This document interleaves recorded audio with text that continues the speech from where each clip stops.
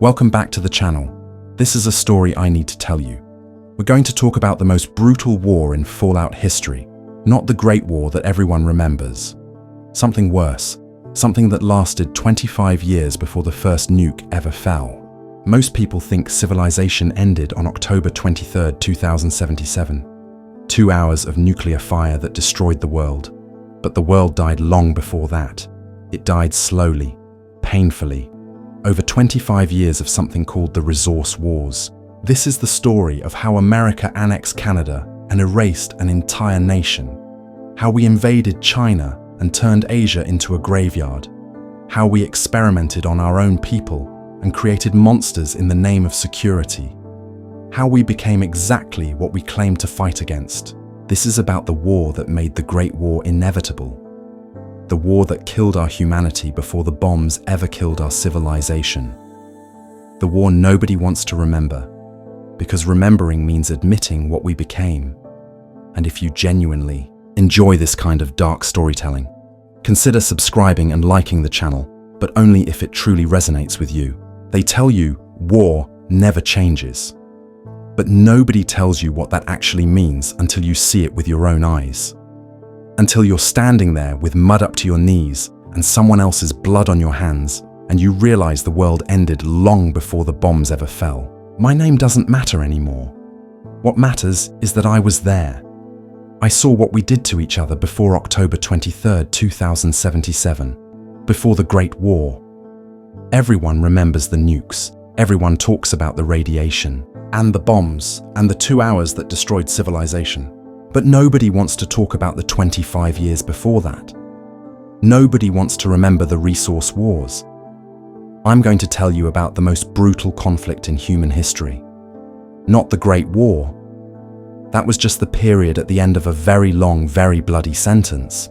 I'm talking about what came before. The war that lasted a quarter century.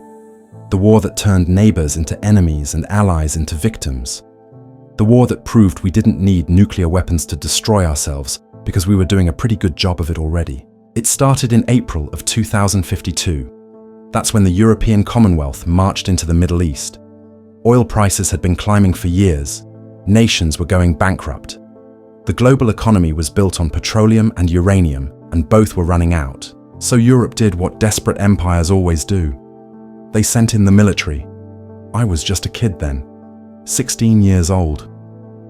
I remember my father coming home from work at the refinery and turning on the television. We watched the news together, watched footage of European tanks rolling through desert cities, watched diplomats argue in expensive suits while people died on grainy camera feeds. My father turned to me and said something I'll never forget.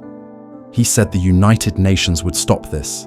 He said there were rules, mechanisms, ways to prevent wars like this. 3 months later, the United Nations collapsed, disbanded, gone. Turns out rules don't mean much when everyone's starving and the lights are going out. By July of 2052, the organization meant to prevent another world war simply ceased to exist. Nobody even pretended anymore. The mask came off. It was every nation for itself now. That's when things got worse. In December of 2053, a terrorist detonated a nuclear weapon in Tel Aviv. Just erased the city.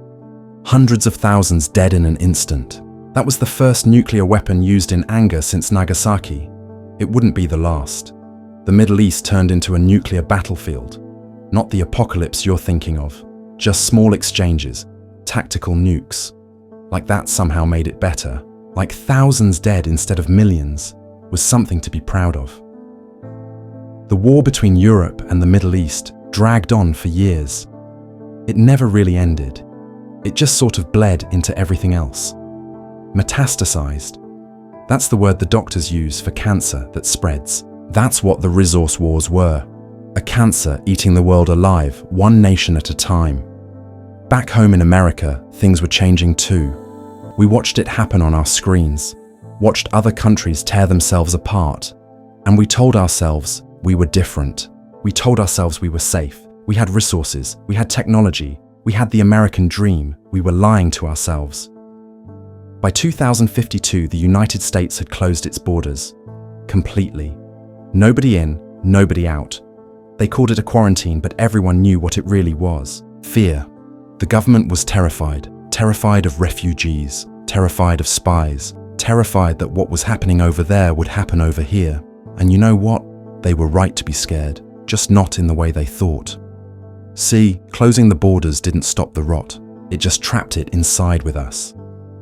I joined the military in 2059. I was 23. They were calling it the Anchorage front line, Alaska. We were building up defenses to protect the Trans-Alaska Pipeline, the oil fields, the last major petroleum reserves on American soil. The recruitment officer told me I'd be defending American interests, protecting freedom, serving my country. He didn't tell me I'd be pointing my rifle at Canadians, Canada, our neighbor, our ally. They'd been helping us, you see, letting us run military operations through their territory, letting American soldiers march across their land to defend Alaskan oil. They didn't have much choice. We pressured them. Economic sanctions, political threats, the kind of pressure that breaks governments. And when the Canadian people started to push back, when they started protesting American military presence on their soil, we pushed harder. I remember the first time I saw Canadian protesters. This was 2067. We'd just been granted permission to station troops near the pipeline. Permission. That's a funny word for what actually happened. The Canadian government caved because we didn't give them a choice. We needed their resources, their land, their timber and minerals and everything else to fuel our war machine. The protesters were holding signs. Peaceful. Angry, but peaceful. They were calling us occupiers, calling us thieves. They were right, but we had orders. We had guns. We had the weight of American military might behind us. So we stood there in our body armor and watched Canadian citizens scream at us, and we told ourselves we were the good guys. That lasted about 3 years. In the winter of 2066, everything changed. China invaded Alaska. They came across the Bering Strait in the dead of winter. Thousands of troops, airborne assault, naval support. General Jingwei led the invasion himself. They hit us hard and fast, and within weeks they'd taken Anchorage. They controlled the pipeline. They controlled the oil. And just like that, the Sino-American War began. You want to know why China did it? Same reason Europe invaded the Middle East. Same reason America would later do the unforgivable. Desperation. China's economy was collapsing. They'd built everything on fossil fuels, and the fossil fuels were gone. They asked us to sell them oil. We said no. We needed every drop for ourselves, so they took it. I don't blame them for that. I mean, I did at the time. We all did. Every soldier on that line thought we were fighting communists and aggressors and enemies of freedom. But looking back now, standing here in the ruins of everything we built, I understand. They were dying. Their people were starving. Their lights were going out. And we had what they needed, and we wouldn't share. So they took it. Just like we would later take from Canada.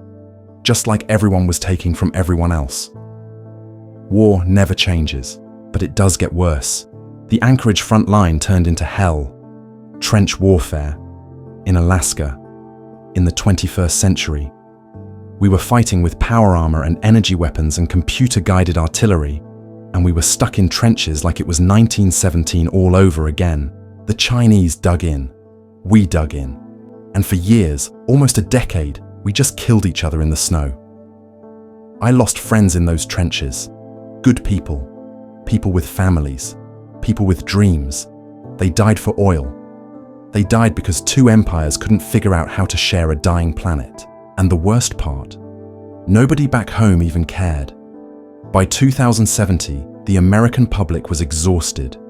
They'd been at war for 18 years. 18 years of rationing and propaganda and body bags coming home. They were rioting in the streets, food riots, energy riots. People were starving and freezing and watching their tax dollars disappear into foreign wars that never seemed to end. The government's response? Martial law. Thought police. They started arresting people for speaking out, for questioning the war. They tapped phones, read mail, monitored everything. Freedom became a memory. Democracy became a joke. By the early 70s, America had turned into the kind of totalitarian state we'd spent decades claiming to oppose. And China?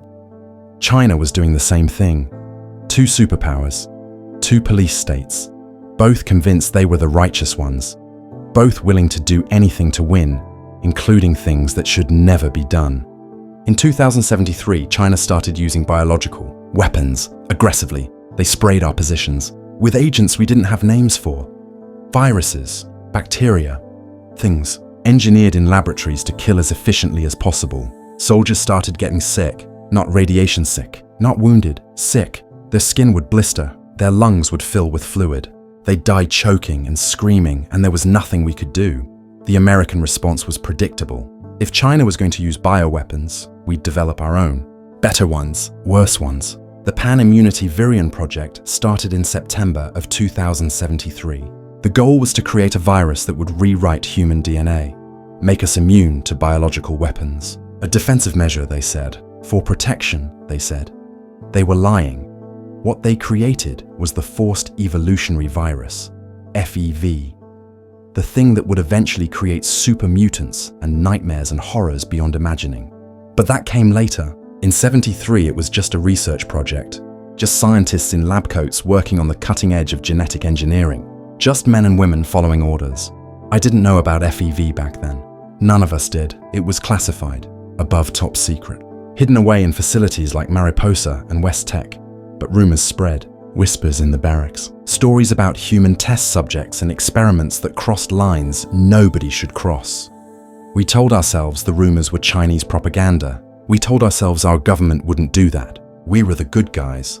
We were Americans. We didn't experiment on our own people. We were wrong about that too. By 2074, the war in Alaska had been going on for 8 years. 8 years of stalemate. 8 years of dying for nothing. The American public was done.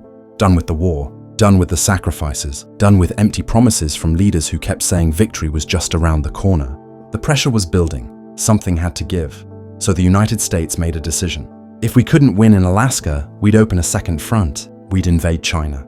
Mainland China. We'd take the war to them. They called it a counter-invasion, a defensive measure.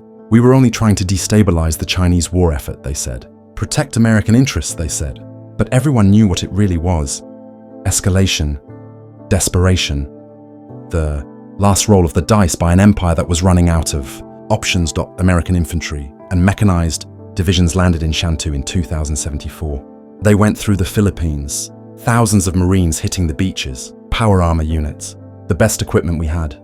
They pushed inland, fought their way up to the Yangtze River, Shanghai, Nanjing, the major cities of eastern China.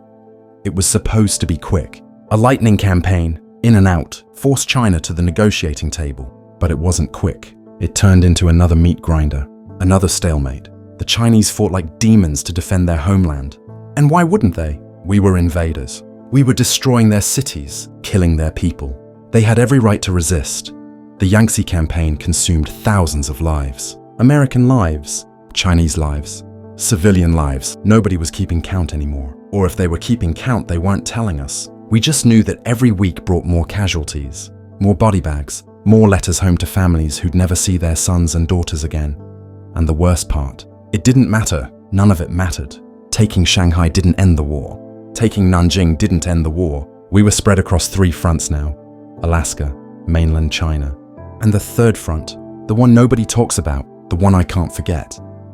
Canada. What do you think really happened here? Drop your thoughts in the comments. I'd like to know if I'm the only one who feels this way. See, while we were fighting in China, while American soldiers were dying on foreign soil, something terrible was happening right next door. Canada was being bled dry. We were stripping their forests for lumber, mining their minerals, taking their resources to fuel our war machine. And we weren't asking permission anymore. We weren't playing nice. We were taking what we wanted. And when the Canadian people objected, when they rioted and protested and tried to defend what was theirs, we responded with violence. The annexation of Canada began officially on June 3rd, 2072. Commander Buzz Babcock announced it to the press. He called Canada Little America, said it had always belonged to the United States, said we were just reclaiming what was ours. It was a lie, a naked, ugly lie. But nobody stopped us. Who was going to stop us? The United Nations was long dead. Europe was still fighting in the Middle East. China was busy defending against our invasion. Russia was barely holding itself together. There was nobody left to say no. Nobody left to enforce the old rules about sovereignty and borders and the rights of nations. So we took Canada, and we did it with an iron fist. I was transferred to the Canadian front in 2075. By then, the annexation was nearly complete. Nearly. There were still pockets of resistance. Canadian armed forces, freedom fighters, people who refused to accept that their country had been erased. People who kept fighting even though fighting was hopeless. My orders were simple. Pacify the resistance. Maintain order. Protect American assets. That's what they called the pipeline and the lumber operations and the mining facilities. Assets. Like they weren't sitting on stolen land. Like we had any right to be there. The first time I shot a Canadian civilian, I threw up. He was a protester, part of a group blocking a supply convoy. He had a rifle, old hunting rifle, the kind you use for deer. He pointed it at us and my sergeant ordered us to fire. So we did. 10 soldiers with military-grade weapons against one man with a bolt-action rifle. He died instantly. His body hit the pavement and his blood spread across the road, and I turned away and vomited into the dirt. My sergeant told me I'd get used to it. He was right. By the end of 2075, I'd shot dozens of people. Protesters, rioters, resistance fighters. I stopped throwing up, stopped feeling sick. I didn't stop feeling guilty though. That guilt never went away. It's still here, 200 years later, and I can still see their faces. Still hear the sound of bodies hitting the ground. Pictures started leaking back to the States. That's what broke a lot of people. Not the soldiers doing the killing, the civilians back home seeing what we were doing. Photographs of Canadian protesters being executed. Video footage of power-armored soldiers gunning down unarmed crowds. Images of burned villages and mass graves. And the systematic destruction of a nation that had been our friend. The American public was horrified.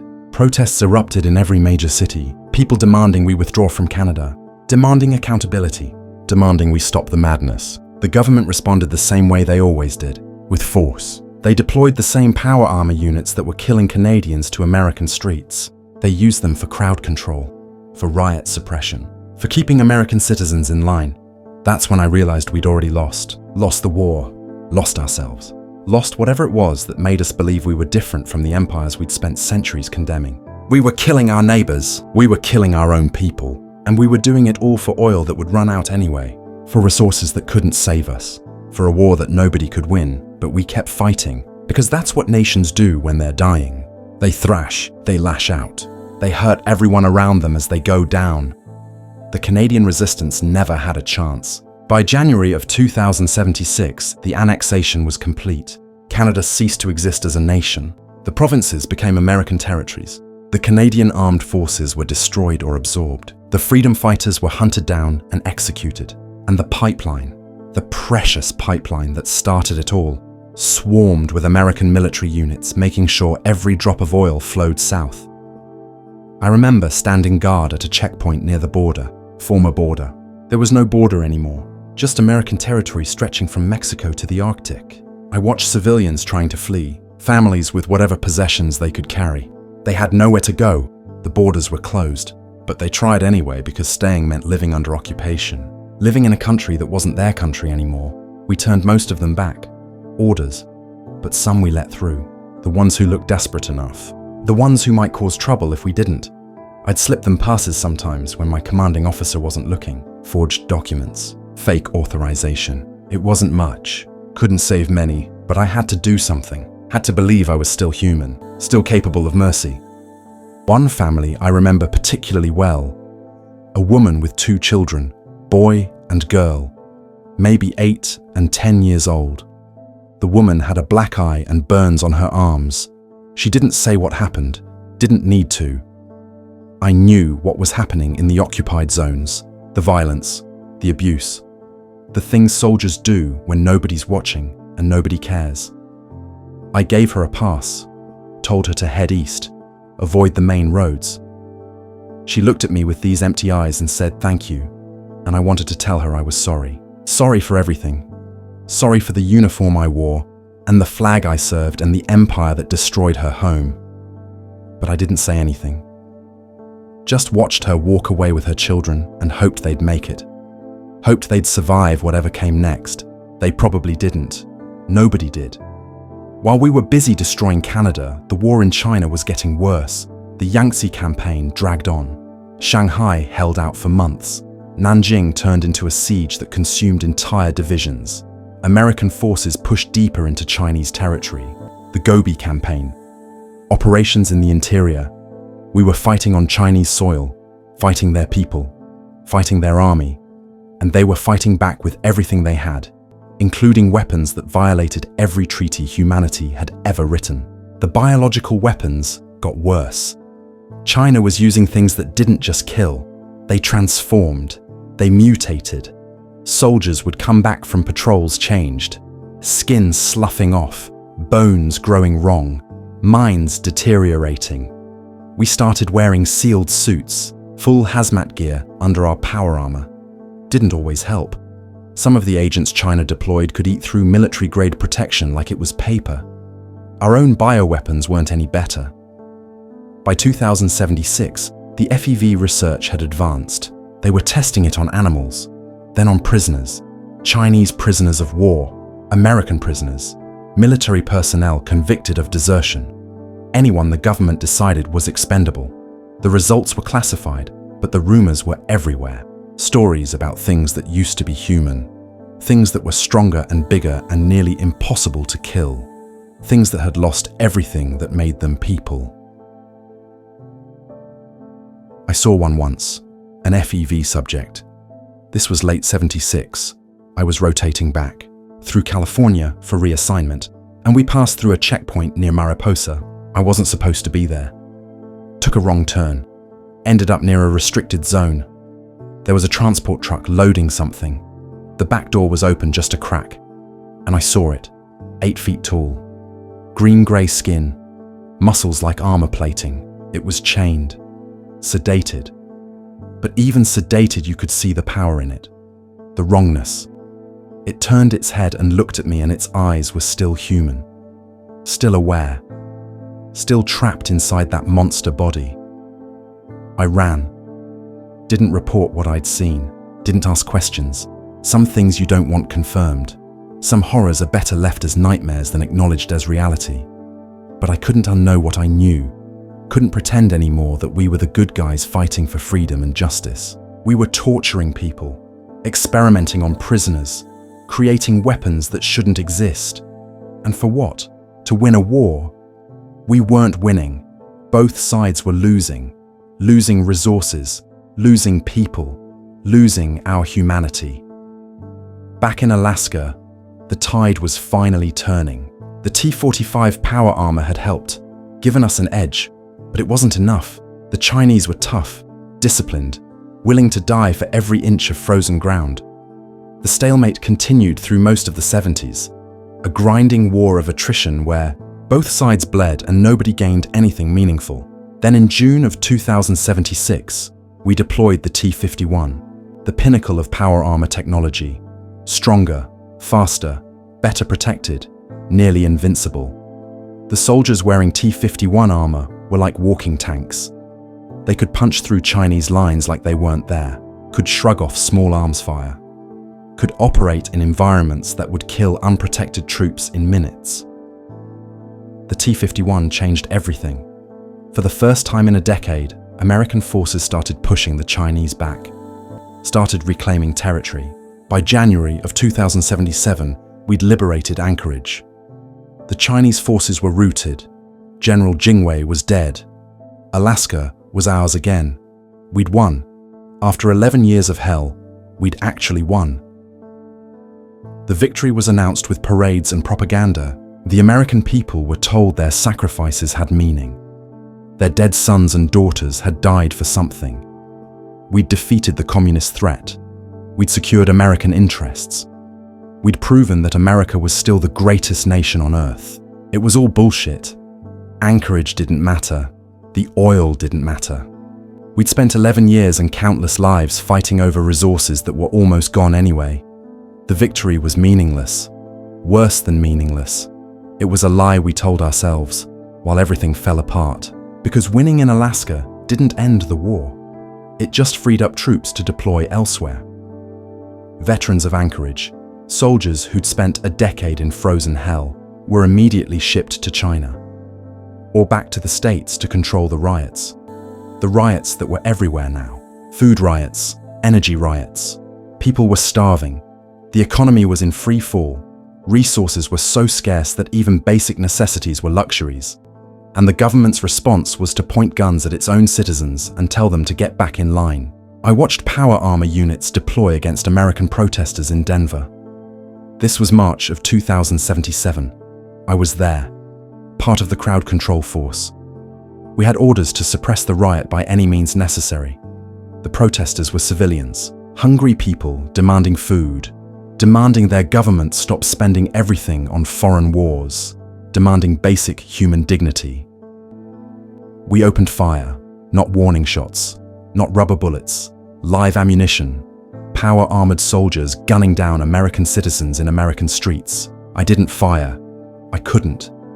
I stood there with my rifle and watched my brothers in arms massacre the people we were supposed to protect. Watched bodies pile up. Watched blood run into the gutters. Watched the American dream die in a hail of bullets and broken promises. That night, I went back to my barracks and I knew with absolute certainty that we'd crossed a line we could never uncross. Knew that whatever happened next, whatever the future held, America, as we'd known it, was already dead. The bombs would just make it official. Some soldiers started deserting. Not many. Most of us were too afraid. Desertion meant execution, military prisons. But some couldn't take it anymore. Couldn't keep following orders that went against everything they'd sworn to protect. They vanished into the chaos, disappeared into the wasteland of violence and desperation that America had become. I don't know what happened to them. Hope they found some kind of peace. Hope they survived what came next. But I doubt it. By summer of '77, both superpowers were coming apart at the seams. China was barely holding together. Their supply lines were broken. Their economy was destroyed. American forces were deep in Chinese territory and pushing further every day. The T-51 units were carving through their defenses. Shanghai had fallen. Most of the Yangtze River Valley was under American control. China was losing badly, and they knew it. America wasn't much better off. We'd won in Alaska, but the cost was staggering. The mainland was a powder keg. Cities were under martial law. Desertion rates were climbing. The economy was so broken that the government had stopped pretending money meant anything. Everything was rationed. Everything was controlled. And still, people were dying. Dying of starvation. Dying of disease. The new plague was still out there, still killing, and we'd never found a cure. Just another failure. Another thing we'd sacrificed everything for and gotten nothing. If you've ever wondered what choice you would make in a situation like this, tell me in the comments. I'll be reading them. The leadership knew it was over. They knew the system couldn't hold much longer. In March of '77, the president left the White House, quietly. No announcement, no farewell address, just disappeared to some oil rig off the California coast with his inner circle. They were preparing, building the enclave, setting up their survival plan, making sure that when everything collapsed, they'd be safe. They'd survive. The rest of us could burn. Military bases across the mainland started shutting down. Not because the war was ending, because there weren't enough soldiers to staff them anymore. Too many dead. Too many deployed overseas. Too many deserters. The bases that did stay open were automated, turned into robot-controlled defense installations, machines guarding an empire that was already dead. I was at Fort Constantine in August, watching them install the automated systems, watching them pack the missile silos with warheads that would never launch. The place felt like a tomb, empty, cold. The few soldiers still there moved like ghosts. Nobody talked about what was coming, but everyone knew. You could feel it in the air, the weight of inevitability. In China, the fighting was getting desperate, savage, both sides using everything they had: chemical weapons, biological agents, tactical nukes in some places. The rules of war, such as they were, had completely broken down. It was total war now, existential war. The kind where you're not trying to win. You're just trying to make sure the other side loses worse than you do.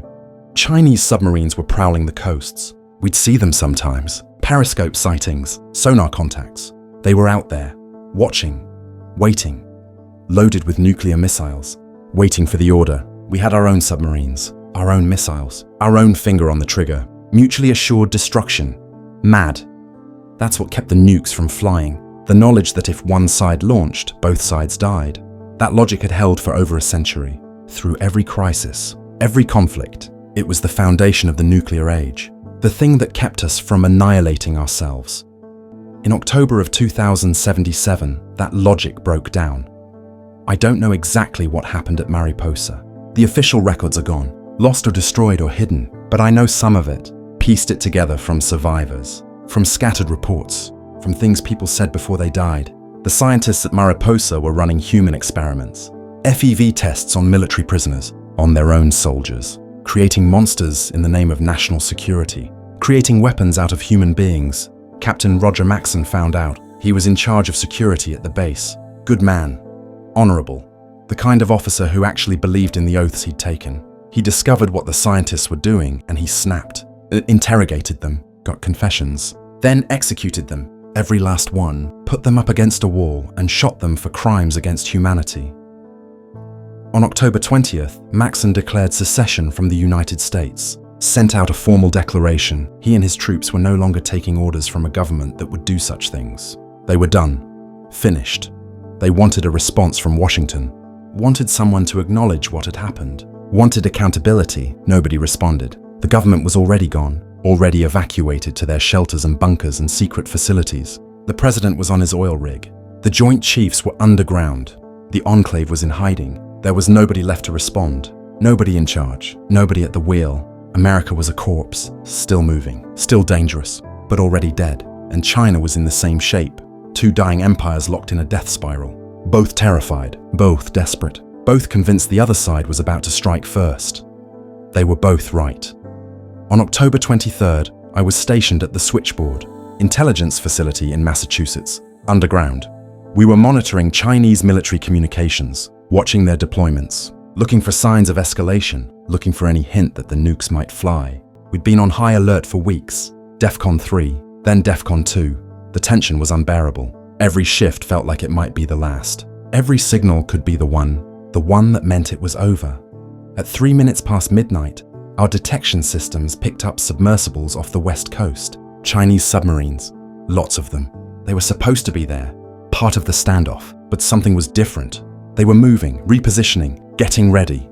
At 3:37, we detected bombers, high altitude, Chinese bombers over American airspace. That shouldn't have been possible. Our air defenses should have stopped them, should have shot them down long before they got that close. But our air defenses were mostly automated now, mostly understaffed, mostly broken. They'd slipped through.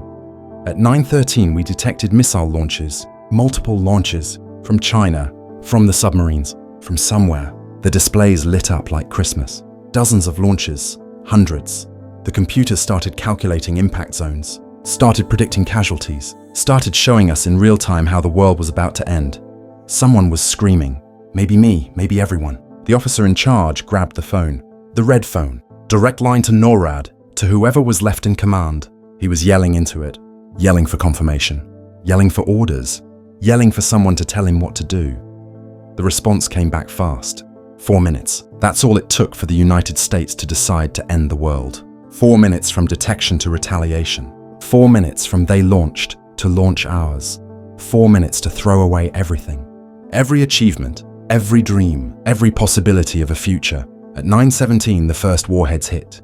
Los Angeles, gone, just gone. Millions of people erased in a flash of light and heat and radiation. Then Pennsylvania, New York, one after another, city after city. Each one a sun blooming on the surface of the earth. Each one a million deaths. Each one another nail in the coffin of humanity. Our missiles were flying too. I could see it on the displays. American warheads arcing across the Pacific, heading for Beijing, Shanghai, the cities we'd spent years trying to capture. We were burning them now.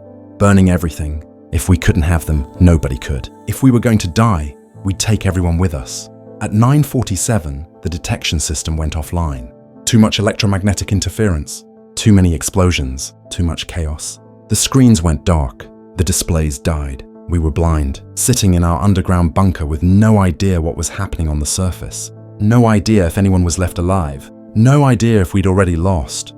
The last thing I saw before the power failed was a targeting marker over Boston. Incoming warhead. Impact in 30 seconds. Then nothing.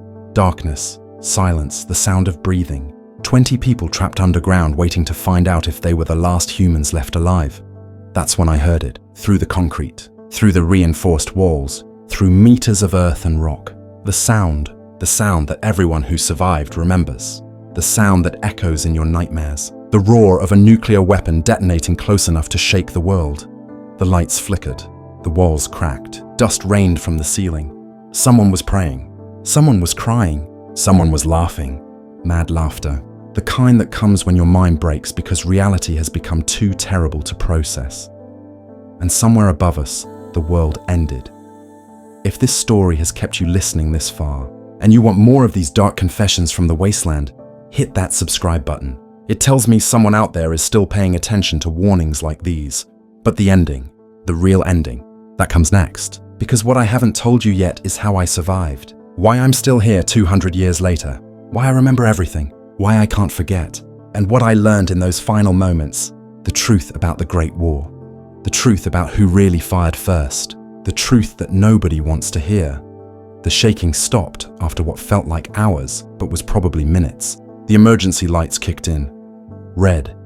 Everything bathed in red light like we were already in hell.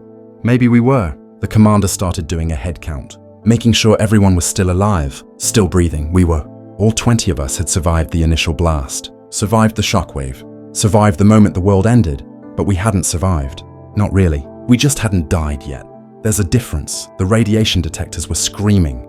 Every single one off the charts. The surface was hot, lethally hot. Anyone up there was already dead or dying. The radiation would cook you from the inside, turn your cells into cancer factories, dissolve your DNA, kill you slowly and painfully over days or weeks. We were safe for now. The bunker was shielded, built to withstand a direct hit. But we couldn't stay forever. Eventually we'd run out of air, out of food, out of time. Someone suggested we wait it out. Wait for the radiation to decay. Wait for rescue. But there wasn't going to be any rescue. There was nobody left to rescue us. The government was gone. The military was gone. Civilization was gone. We were on our own. 20 soldiers in a hole in the ground waiting to die. I couldn't accept that. Couldn't just sit there and wait for the end. So I volunteered. Volunteered to go up, check the surface, see what was left, see if there was any hope at all. The commander tried to stop me, said it was suicide, said the radiation would kill me before I made it 100 meters. He was probably right, but I went anyway, because sitting in that red-lit tomb waiting for death was worse than dying. At least dying meant it would be over. They sealed me in a suit, full hazmat gear, lead-lined, the best protection we had. It wouldn't be enough, not against what was up there, but it was something. Better than nothing. The commander shook my hand, didn't say anything. What was there to say? Everyone knew I wasn't coming back. The elevator was dead. Power was out. So I took the stairs, emergency stairs, climbing up through the darkness with just a flashlight. Up and up, hundreds of steps. My breath echoing in the suit, my heart pounding, wondering with each step what I'd find at the top, wondering if anything would be left at all. The blast door was jammed, warped by heat or pressure. I had to force it, threw my shoulder against it again and again until finally it scraped open. Just wide enough to squeeze through, just wide enough to see. The sky was wrong. That's the first thing I noticed. The color, it should have been night, should have been black with stars, but it was green, sick green. And the clouds, they weren't clouds. They were ash, radioactive ash swirling in patterns that hurt to look at. Lit from below by fires that were still burning. Fires that would burn for years. Boston was gone. I mean physically gone. Where the city had been, there was just a crater. A smoking crater miles wide filled with glass and slag, and the vaporized remains of everything that had existed there. Buildings, streets, people, all gone, reduced to atoms and scattered across the wasteland. But that wasn't the worst part. The worst part was the rain. Black rain, radioactive fallout mixing with ash and falling from the sky in thick drops that burned where they hit. The rain was death, Concentrated death. Anyone caught in it would be dead within hours. The suit protected me, for now, but I could hear it sizzling against the material. Eating through slowly but surely, I walked out into the wasteland. Had to see, had to know. My dosimeter was clicking so fast it was basically one long scream. The radiation levels were insane. Lethal. The suit would hold for maybe an hour, maybe 2 if I was lucky. After that I'd be exposed. After that I'd be dead.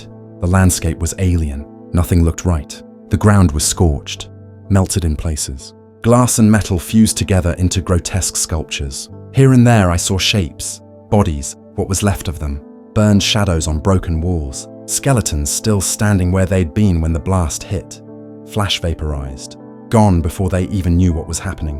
The lucky ones, the ones who didn't have to see what came after. I found a car, or what used to be a car, just a twisted frame now. Melted tires, shattered glass. Inside were 2 skeletons, small, children, still in their car seats, still buckled in. Their parents had been trying to evacuate, trying to get away. They'd been caught in traffic, caught in the blast. The whole family ended together, burned away in an instant, leaving behind only bones and the question of why. Why did it have to be this way? Why couldn't we have found another path? Why did we choose annihilation over cooperation? I don't have good answers to those questions. I'm not sure anyone does.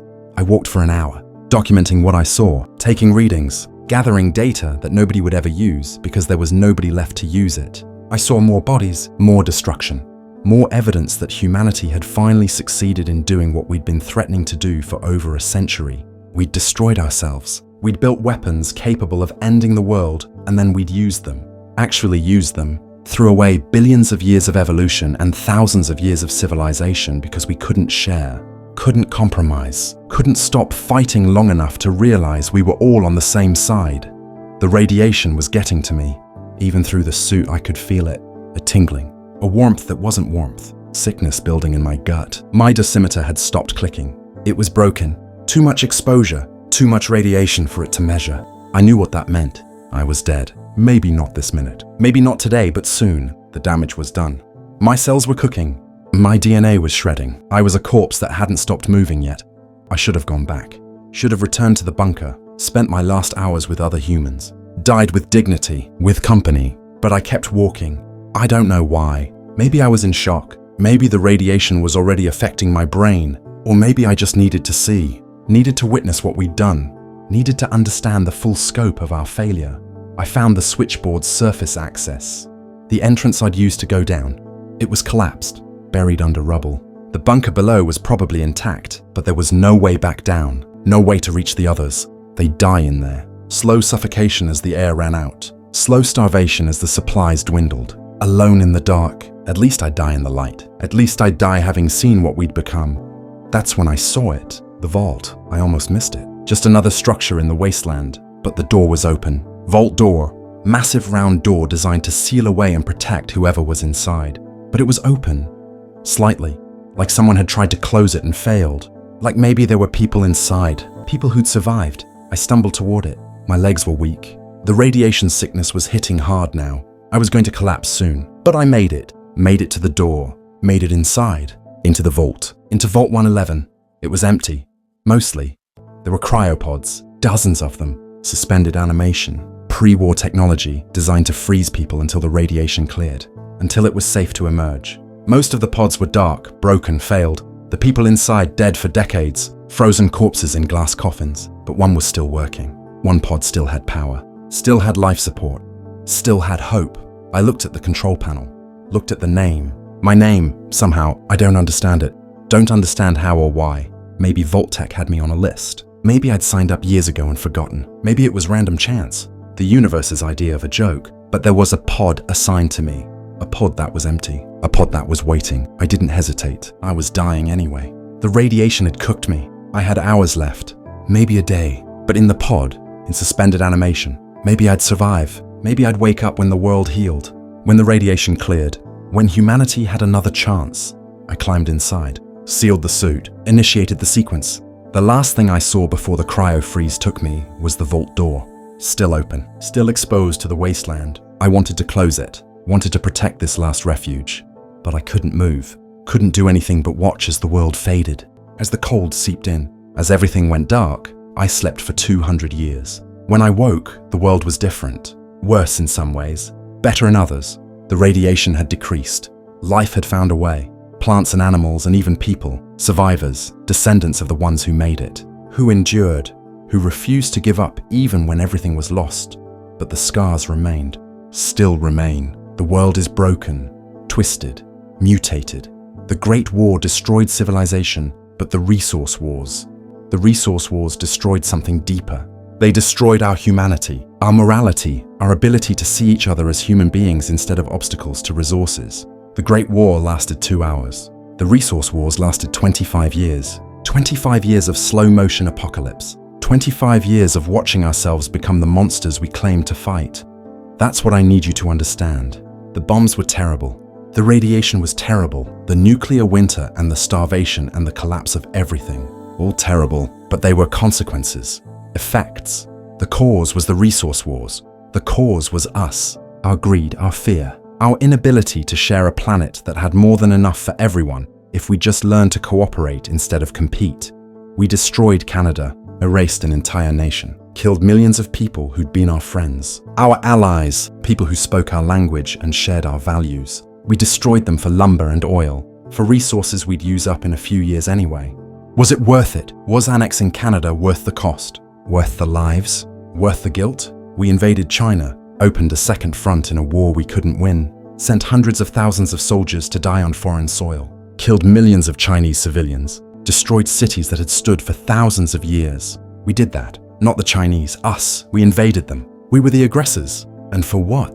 To secure resources that were almost gone anyway. To prove we were stronger. To feed the military-industrial machine that was already consuming us from the inside. We turned on our own people, used military force against civilians, shot protesters, experimented on prisoners, created monsters out of human beings in the name of national security.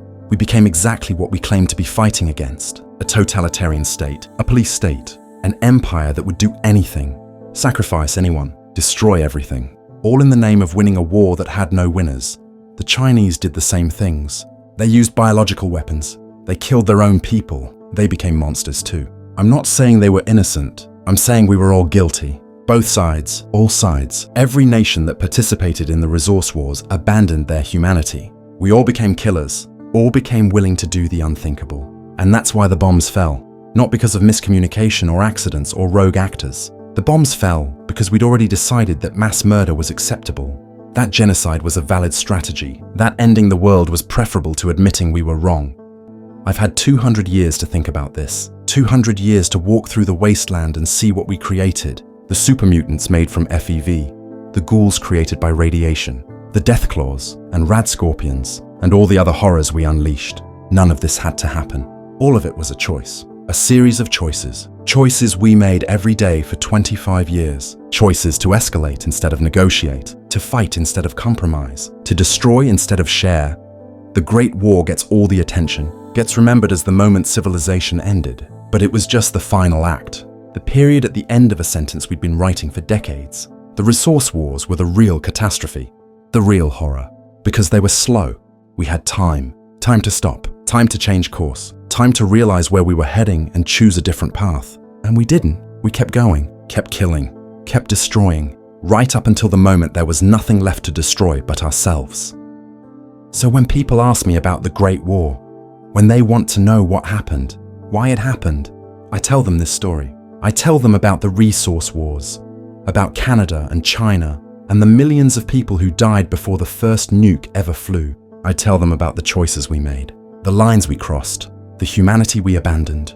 I tell them that the most brutal war in history wasn't the one that lasted 2 hours. It was the one that lasted 25 years. The one we fought against ourselves, against our neighbors, against everything that makes us human, because that's the truth.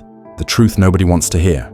We didn't lose the war. We'd already lost ourselves, lost our souls, lost any claim to being civilized. The bombs just made it official, made it impossible to pretend anymore that we were the good guys, made it clear what we'd become, what we'd always been underneath the propaganda and the flags and the anthems, murderers.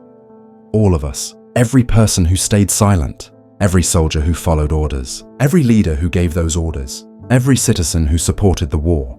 We're all guilty, all complicit, all responsible for the world we created. The wasteland isn't punishment from God or bad luck, or the inevitable result of progress. It's exactly what we chose, what we built, what we earned, and the worst part, the part that keeps me awake even now, we'd do it again. If resources were scarce, if nations were desperate, if fear and greed took hold, we'd make the same choices, cross the same lines, destroy the same things, because we haven't learned, haven't changed.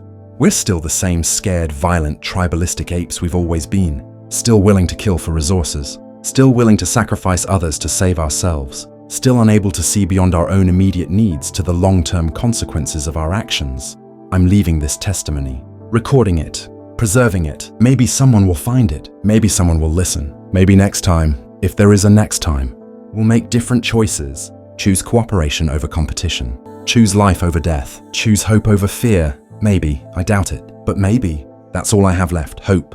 Thin, fragile, probably misplaced, but still there, still alive. Because if I give up hope entirely, then they've won. The warmongers and the profiteers and the men who decided that destroying the world was acceptable. If I give up hope, then everything I survived, everything I witnessed, everything I lost, it all means nothing, so I hope, and I remember, and I tell this story, the story of the resource wars. The story of how humanity destroyed itself long before the bombs ever fell. The story of the most brutal war in history, the war we fought against ourselves, the war we lost, the war that made the Great War inevitable. This is my testimony, my confession, my warning to whoever finds it, whoever listens. This is what happened. This is why it happened. This is what we did. Learn from it, or don't. Repeat it, or don't. I've done what I can, said what needed saying. The rest is up to you, up to whoever comes next, up to the future we may or may not have. War never changes, but maybe, just maybe, we can.